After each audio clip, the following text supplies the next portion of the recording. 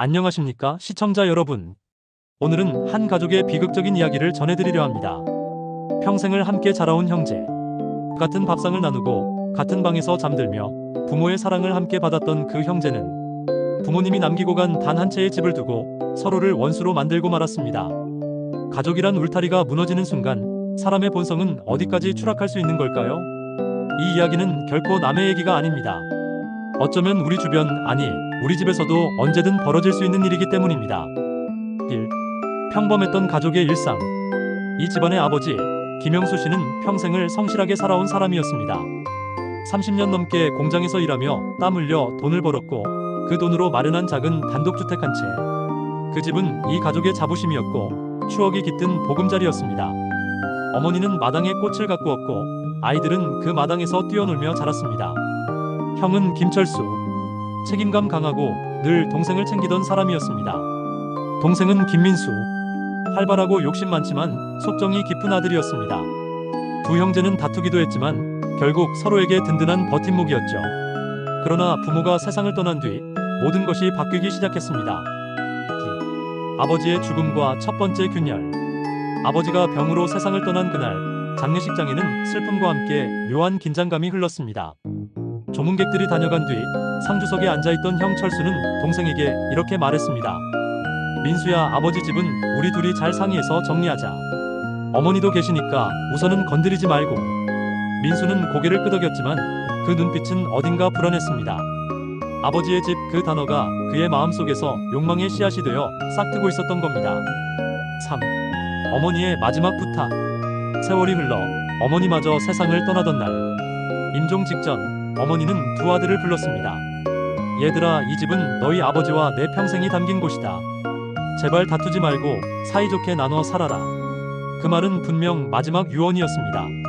하지만 그 유언은 무덤 속으로 묻히고 말았습니다. 어머니의 장례가 끝난 뒤 형제는 전혀 다른 길을 걷게 되기 때문입니다. 4. 시작된 유산 다툼. 어머니가 떠난 지 한 달도 채 되지 않아 동생 민수는 변호사를 찾아갔습니다. 형이 집을 독차지하려고 합니다. 제 몫을 확실히 보장받고 싶습니다. 그는 법적 소송 준비를 시작했습니다. 형 철수는 청천벽력 같은 소식을 듣고 동생을 불러냈습니다. 민수야, 네가 어떻게 이럴 수 있냐? 어머니 돌아가신 지 얼마나 됐다고. 그러나 민수는 차갑게 말했습니다. 형, 나는 내 권리를 찾는 거야. 감정 말고 법대로 하자. 그 순간 형제의 관계는 되돌릴 수 없는 강을 건너고 말았습니다. 5. 드러나는 추악한 민낯. 재판 과정에서 동생 민수는 충격적인 주장을 펼쳤습니다. 어머니가 살아계실 때 형이 집을 담보로 몰래 대출을 받았다.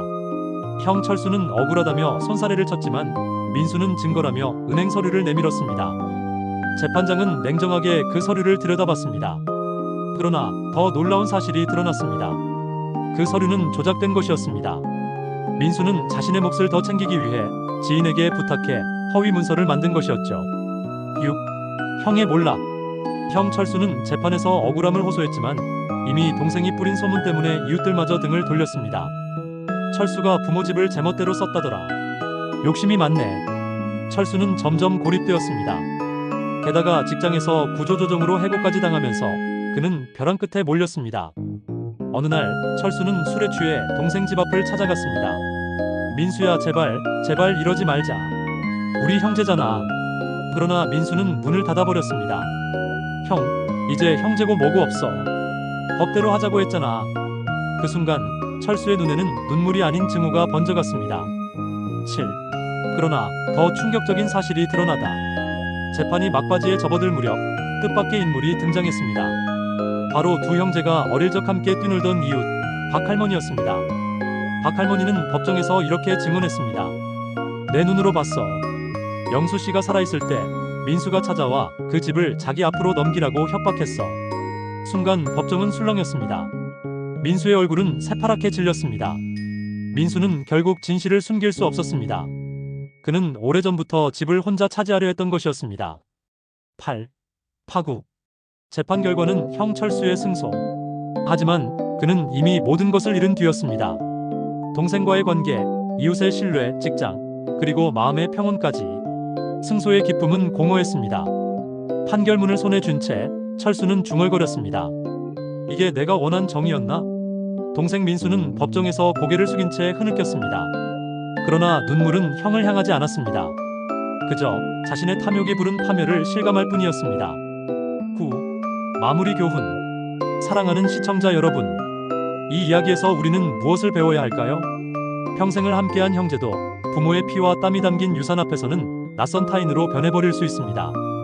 재산은 결국 남는 것이 아니라 사람의 본성을 시험하는 도구일 뿐입니다. 가족의 울타리를 지켜주는 것은 돈이 아니라 신뢰와 사랑입니다. 유산이 아니라 추억과 마음이야말로 우리가 지켜야 할 진짜 재산입니다. 여러분은 만약 이런 상황에 놓인다면 어떤 선택을 하시겠습니까?